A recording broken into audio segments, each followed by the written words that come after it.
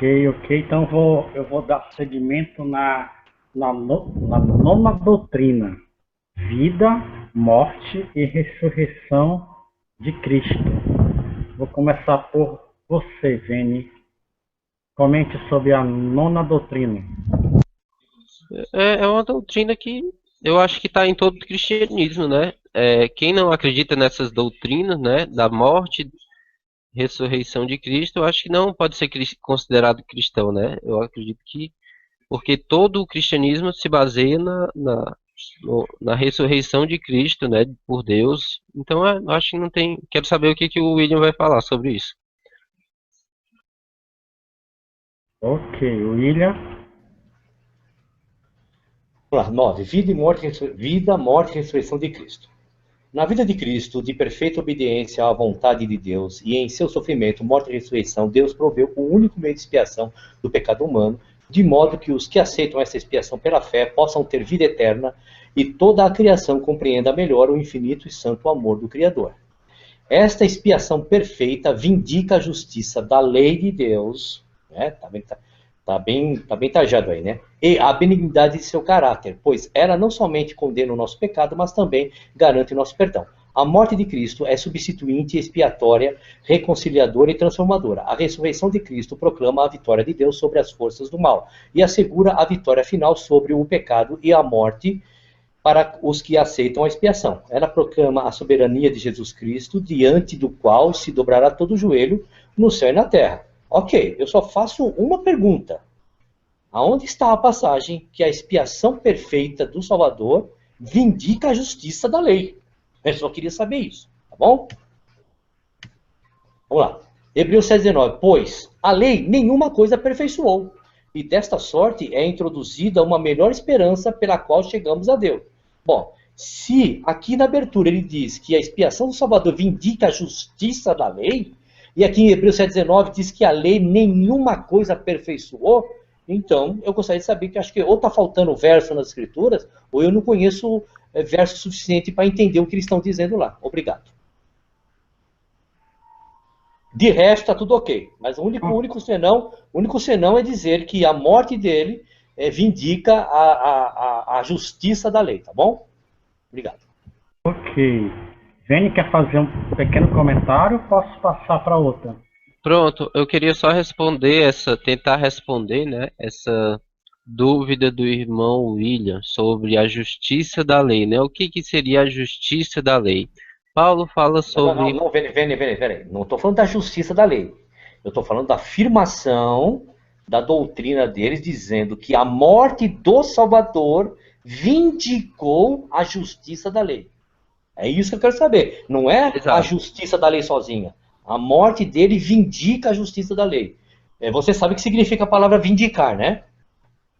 É, eu vindicar, acredito que seja re- é, que tá me faltando a palavra, mas é cumprir, né, a justiça. Deixa eu ver aqui no dicionário. Mas se quiser falar,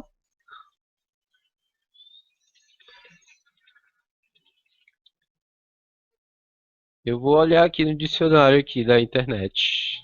Não, viu? Internet serve Ó, para isso. eu não vou falar, não, vou esperar você procurar. Procura um dicionário aí. Então, a palavra vindicar a justiça da lei, eu quero que me dê uma passagem dizendo que a morte do nosso Salvador vindicou a justiça da lei. Eu quero saber o que significa. Pronto, Achou achei. vindicar? O que é vindicar? Vai lá. No dicionário online em português, dicio.com.br, vindicar é reclamar, exigir a restituição, recuperar, reclamar legalmente, exigir o reconhecimento de, defender, justificar por escrito. Se ele morreu para acabar com isso, como é que a morte dele reclama a autoridade disso? Então, em relação à morte, vida, morte e ressurreição do Salvador, em tudo que está escrito ali eu concordo. Eu só não concordo com essa afirmação. Por quê? Porque eu sei por quê, Vini. Como eu estou te falando, eu fui 20 anos líder lá. Já estou começando a puxar. Como nós já estamos no nono estudo, né, na nona doutrina, eu já estou começando a puxar a sardinha para as coisas da lei. É que você não percebeu, agora está abertamente, dizendo que a lei é uma coisa boa. Só que, como eu mostrei aqui, Paulo fala que a lei nenhuma coisa aperfeiçoou. Ela não foi boa para nada. É isso que ele está dizendo da lei. Entendeu? E agora, a organização adventista diz que a lei foi boa, sim. E tanto é que a morte do Salvador está vindicando esta lei. Está justificando ela. Está dizendo que por alguma maneira, ela deveria existir e deve continuar existindo. Eu não vejo dessa maneira. Mas tudo bem, vamos lá, vamos tocar o barco. Tu disse que não entendia, não, como é que tu disse? Não vindicava? Não, o que eu quero saber, minha pergunta é essa, ó, eu vou compartilhar minha pergunta, tá? É a pergunta, eu quero saber a Onde pergunta. está a passagem que a expiação perfeita, ou seja, a morte e tudo mais, vindica a justiça da lei? É isso que eu quero ver, onde está a passagem dessa afirmação. Só isso. Pronto. Assim, a reclamação, né, Cristo, primeiro que Cristo não veio abolir a lei nem os profetas, ele mesmo falou. A palavra lei em hebraico é Torá. E Torá significa também muitas outras coisas. Mas a gente tem como lei, principalmente, as que foram escritas pelo próprio dedo de Deus, né? Não foi escrita por Moisés, foi escrita pelo próprio dedo de Deus nas duas tábuas, que também é conhecido como, mais conhecido como o Decálogo, os 10 Mandamentos. A gente vai falar sobre isso para frente, vamos lá. Pronto. Então, a pergunta é se você não consegue ver essa vindicação da lei. Bem, respondendo Não. isso... Eu perguntei assim, aonde está a passagem para que a igreja de 27º dia tenha como base da escritura que a morte do Salvador vindicou a justiça da lei? Pronto. É isso que eu quero saber. O que acontecia? No Antigo Testamento, eu acredito que tudo que a gente tem que analisar tem que ser analisado pelo método Pardes, e não só simplesmente pelo que as escrituras dizem e tudo mais. Mas continuando, deixa eu continuar. Mas se tiver que cortar, né? Então deixa eu cortar você, Fernando. Então é o seguinte, se tudo tem que ser Não, analisado mas eu pelo queria... modo... Peraí, amado. Se tudo tem que ser analisado pelo modo pardo, é pardo isso que você está falando? É isso? Pardes. Pardes, isso, porque eu nem conheço esse modo. Não, peraí. Eu nem conheço, eu estou me fazendo de um apóstolo, de um discípulo, lá do 1º século, que não teve acesso ao modo Pardes para entender as cartas que foram escritas a eles, tá bom? Obrigado. Eu também acho que é outro reducionismo dizer que eles não tiveram acesso a esse método Pardes. Mas continuando. Esse método Pardes, ele procura analisar o conteúdo geral, né? Analisar tudo e não somente o texto literal, mas tudo. Eu já coloquei aqui, tá só procurar no Google Pardes, é bem interessante esse método de analisar.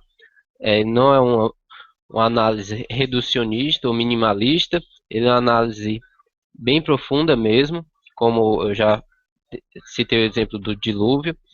E o que acontece? Por que vindica, né? No Antigo Testamento, Deus propôs o Yom Kippur, né, que é o dia do perdão. Até hoje, os judeus... Vini, eu queria fazer só um adendo rapidinho, porque o pessoal aqui do Twitter, eles estão me pedindo as outras doutrinas, porque está ficando muito longo, já está mais de 2 horas, só vai dar para 3 horas de doutrina, tem muita gente que já está cansada assim. Eles pediram aqui do Twitter para a gente continuar as doutrinas. Eu entendo, por isso que se tivesse um tempo, né? Eu vou colocar então 10 minutos. Se vocês aceitarem, você aceita, William? Não, sem problema nenhum. 10 talvez seja até muito, quiser, porque assim, viu, Vênia, assim, se você isso é minha opinião, tá? Se você se prender simplesmente nas passagens, no conteúdo das passagens, naquilo que a igreja adventista quer passar para as pessoas, porque quando a igreja adventista vai passar o estudo da doutrina, ela não fala que a pessoa tem que pegar lá o método Pardes, exegese, não fala nada disso. Simplesmente faz como eu estou fazendo, lendo as passagens. Entendeu, meu amado? É que assim, talvez você está entrando já para uma seara que isso não está fazendo bem para o nosso debate. É só isso. As pessoas acham, no meu também está escrevendo aqui, dizendo que você está entrando num contexto teológico e que não é o intento da sala, entendeu? É porque os nossos maiores seguidores que assistem o canal é o pessoal do Twitter, entendeu? Aí eles compartilham demais e ficam perguntando: pô, o debate vai continuar, vai ter as doutrinas, não vai ficar só nesse símbolo não? Então a maioria sugeriu aqui 5 minutos para vocês. O que vocês Pronto, acham? por mim tudo bem. Vai, toca o barco. Concorda? Concordo, então. Então eu vou passar a próxima doutrina. Antes de mostrar a doutrina, eu rodo o tempo, ok? A 10ª doutrina, né? Para não perder o foco. Deixa eu... a 10ª doutrina é adventista. Ela é a experiência da salvação. Vini, 5 minutos. Ok. Em infinito amor e misericórdia, Deus fez com que Cristo, que não conheceu o pecado, se tornasse em pecado por nós. Isso a gente vê em várias passagens. Claro, 5 minutos é muito pouco tempo para fazer um estudo sobre cada tema das Escrituras. Daria para fazer cada uma das doutrinas, daria para fazer um hangout sobre cada um. Sem dúvida alguma, um hangout, não só um hangout, mas passar o dia todo falando sobre cada uma dessas doutrinas, né? É interessante que elas não foram feitas em 5 minutos, né? Elas foram pensadas assim, cada uma dessas doutrinas pensado durante horas, meses ou até anos para se chegar a isso. Então, quando eu falo sobre o método Pardes e outros métodos de interpretação, eu queria só deixar claro que existe uma pesquisa profunda e não é só, eu discordo, tá bom. Então, falando sobre essa doutrina da salvação, né, o que diz aqui? Que nem todo mundo conhece, né? É importante ler a experiência de salvação para que as pessoas... Eu vou só ler, mas eu acho que não vai dar nem tempo de eu explicar por que eu concordo, mas eu vou ler.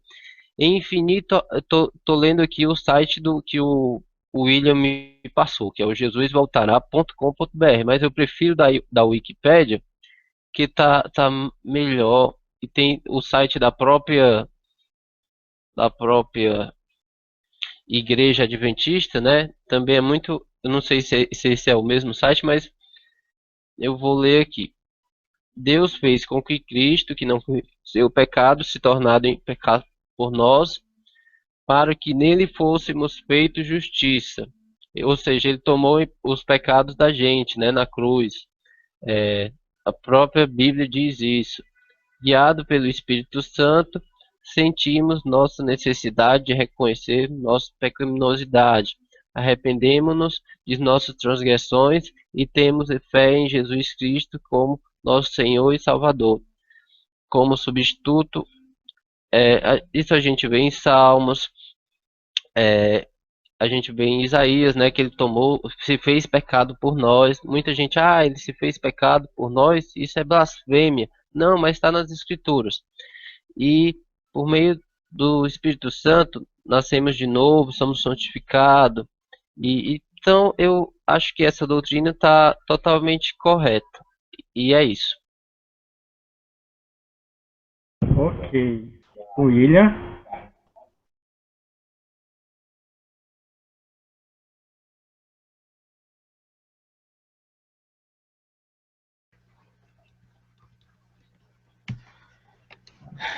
A experiência de salvação.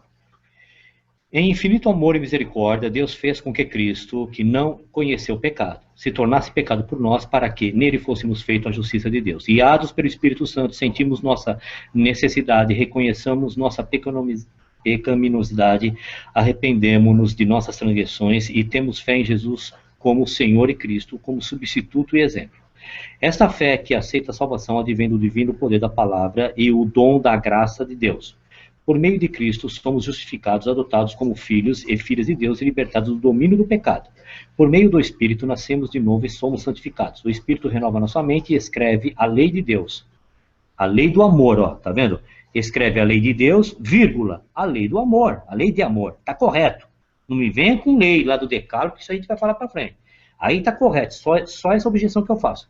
Em nosso coração, e recebemos o poder para levar uma vida santa, permanecendo nele, e tornamo-nos participantes da natureza divina e temos a certeza da salvação agora e no juízo.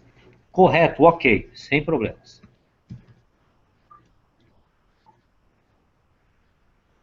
Pode tocar, Ok, pode tocar. ok. Quer fazer um adentro aí vocês? Ainda dá para dar um tempo ainda. Quer fazer um adentro aí, Vênio? Não, porque senão vai ficar muito longo, né? Eu acho que quanto mais rápido a gente for é, é, vendo, só, não, eu acho que não. Pode ir. Eu não quero, eu quero correr logo.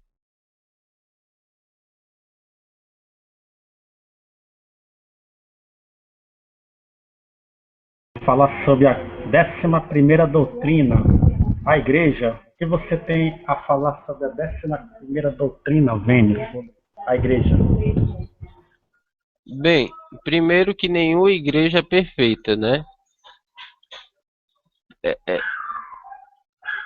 Nenhuma igreja é perfeita. A igreja somos nós, né? Somos seres imperfeitos, cheios de pecado, de erro. E não existe essa igreja. Existe um grupo de pessoas que busca a salvação. E tem que ler. Ó, a igreja é a comunidade de crentes que confessam a Jesus Cristo como Senhor e Salvador, em continuidade do povo de Deus, do Antigo Testamento. Somos chamados para fora deste mundo.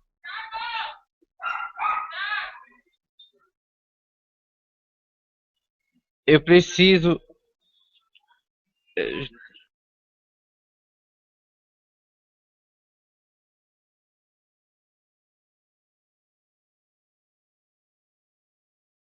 Alô, eu caí? Vênio? Não, Vênio. Pronto, voltei.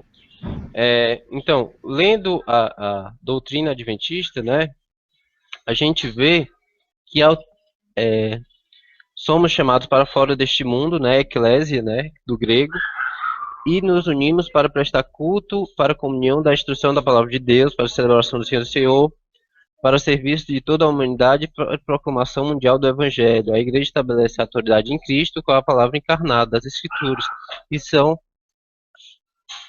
a Igreja do corpo de Cristo, comunidade de fé, o próprio Cristo cabeça. A Igreja é a noiva pela qual Cristo morreu, para que pudesse santificar e purificar em sua volta triunfal. Ele apresentará a si mesmo igrejas gloriosas, fiéis, ou seja, em nenhuma a doutrina adventista não diz que a igreja são só os adventistas, que a igreja é só um grupinho de gente. Segundo qualquer teólogo adventista, ele vai dizer que existe sim pessoas da igreja entre os católicos, entre outras religiões, como religião. Porque quem vai julgar quem é a igreja não somos nós, é Cristo. Quem vai julgar, quem vai fazer tudo é Jesus Cristo. Então, é isso. Eu acho que essa doutrina fica claro que a igreja é algo bem maior do que o adventismo, né? Não é só os adventistas serão salvos e tudo mais. Não existe essa doutrina. Isso é uma deturpação. É isso. Ok, William.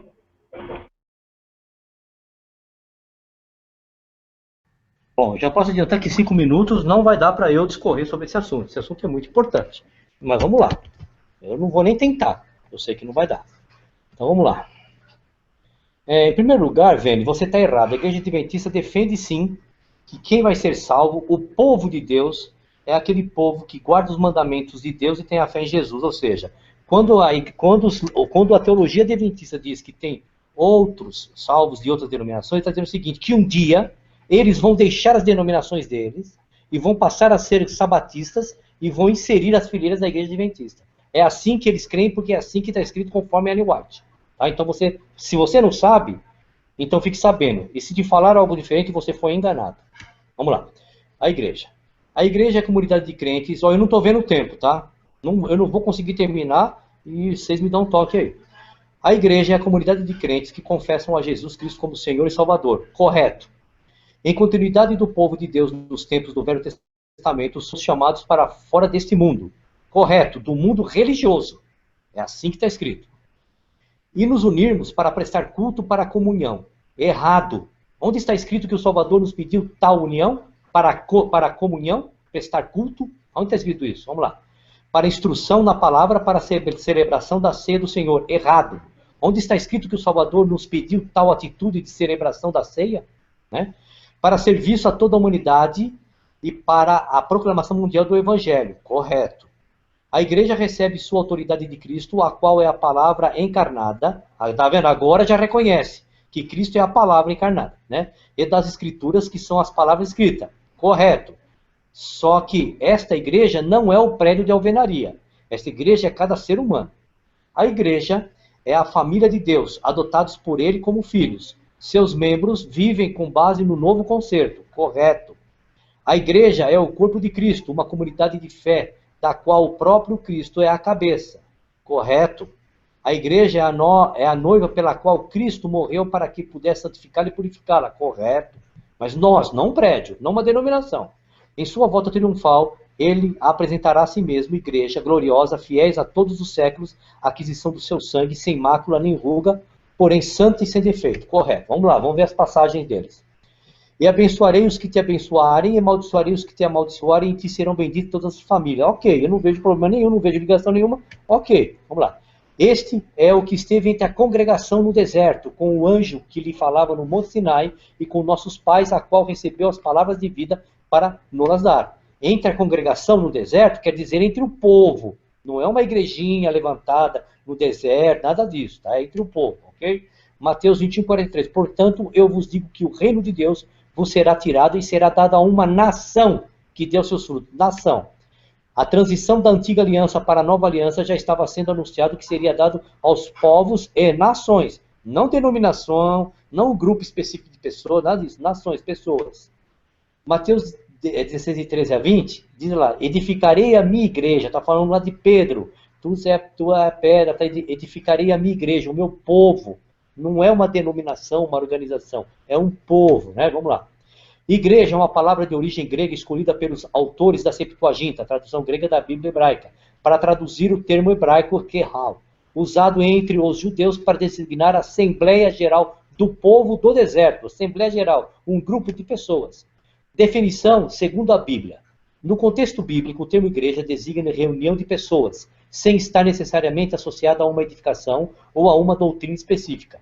Etimologicamente, a palavra grega eclésia é composta de dois radicais gregos, ek, que significa para fora, e eclésia, que significa chamados. No texto bíblico, no Novo Testamento, a palavra igreja aparece por diversas vezes sendo utilizada como referência a um agrupamento de cristãos e não a edificações ou templos e nem mesmo a toda a comunidade cristã em alguns momentos. É pessoas sendo chamadas para fora do sistema.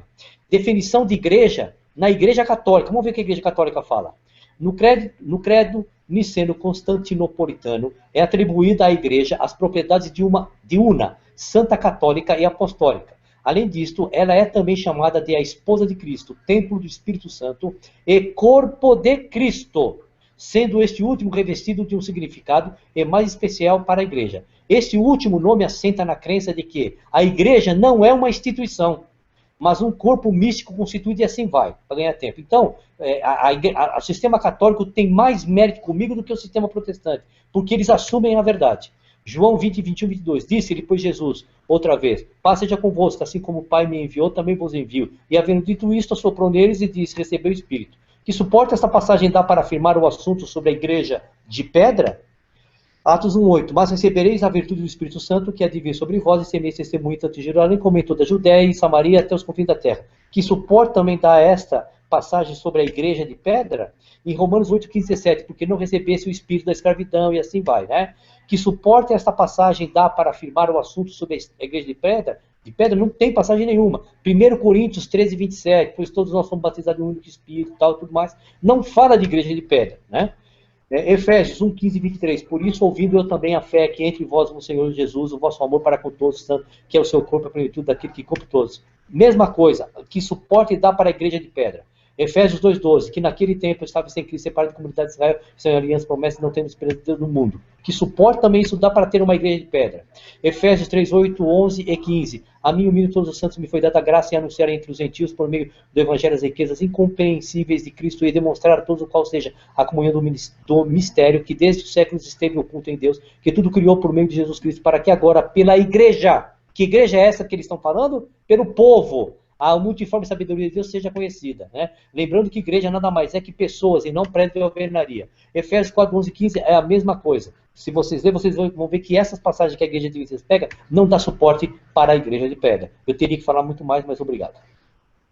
Eu vou abrir uma exceção para falar sobre a igreja, que é importante. Tá, mas vai lá. Enquanto você continua...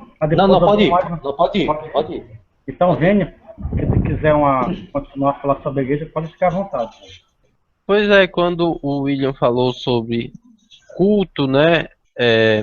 Peraí, deixa eu pegar aqui. Culto, né? A igreja, deixa eu ver aqui, a família de Deus, adotado. Onde é que está isso? Nos unimos para prestar culto e comunhão, né? Culto para comunhão. Ou seja, prestar culto não é no sentido de ir para a igreja e cultuar, né? Como eles ficar ouvindo. Aqui, prestar culto para comunhão significa uma coisa muito mais profunda, né? Não é ir para o culto e ouvir o pastor falar. Não tem nada a ver com isso. Só para deixar claro. E outra, ele falou celebração da ceia do Senhor, também não é aquela celebração simplesmente ritualística, né? Um dia tal e comer o pãozinho e o vinho, não, né? Aqui é bem mais profundo do que isso, o significado, não é? Por isso que também a gente não pode ser reducionista nem simplista em muitos casos. E quando ele falou que Ellen White não reconhece, só reconhece quem é adventista, bem, a maioria dos programas adventistas e dos teólogos e das conferências gerais adventistas, eles vão dizer que a igreja não é só o adventismo. Claro, a igreja adventista, ela procura pregar a verdade, mas não quer dizer que só ela será salva. Nenhum adventista diz isso. Isso na minha opinião, eu acredito que ele esteja equivocado, porque Walter White, por exemplo, que é um grande pregador adventista, ele fala que a igreja adventista não é só o adventismo, mas existem igrejas de Deus em cada e qualquer religião espalhada pelo mundo. Quem vai julgar isso é Deus. É só isso mesmo. Ok. Quer continuar, William, com o tema? Não, pode tocar o barco. Eu só sinto dizer que ele vai se decepcionar para frente quando ele diz isso. Ele vai ver coisas completamente ao contrário dentro da denominação adventista. Toca o barco.